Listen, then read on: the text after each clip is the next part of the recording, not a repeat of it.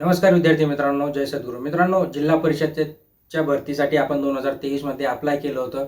Apply केल्यानंतर आपल्याला सांगण्यात आलं होतं की एक्झाम लगेच होईल, बट ती एक्झाम होल्ड होती. याच्यामध्ये काही जे काही पोस्ट होत्या त्यांचे एक्झाम झाले, बाकीच्यांचे राहिले होते. राहिलेल्यांमध्ये कंत्राटी ग्रामसेवक होते, आरोग्य सेवक होते, परिचारिका होत्या, हे सगळ्यांचे पेपर राहिले होते मित्रांनो. आणि ते पेपर आता विद्यार्थ्यांना कधी होतील, कारण की बहुतेक विद्यार्थी प्रतीक्षेत आहेत अजून कधी होतील पेपर, कधी होतील एक्झाम, कधी होईल मग आमचं, या सगळ्या गोष्टी विचार करत असतात विद्यार्थी. आणि ते विद्यार्थी सतत त्या गोष्टीचा चाळण करत असतात. मग आता याच्यामध्ये एक अपडेट आला आहे की परवाच एक अपडेट आला. परवाच्या अपडेटमध्ये असं सांगण्यात आलं आहे की हे जे काही इलेक्शन आहे 4 जूनपर्यंत जे इलेक्शन आहे, 4 जूनचं इलेक्शन झालं की तुमच्या ज्या काही भरत्या राहिल्या, ज्या काही पेपर, जे काही भरतींचे पेपर राहिले आहेत, ते पेपर तुमचे 4 जून नंतर होतील. आता याच्यामध्ये कमीत कमी 1 महिन्याचा कालावधी आपल्याला मिळणार आहे मित्रांनो. त्यामुळे टेन्शन घेऊ नका. 1 महिन्याचा कालावधी आपल्याला नक्कीच मिळेल. मे बी 1 महिना किंवा 2 महिना देखील लागू शकतो.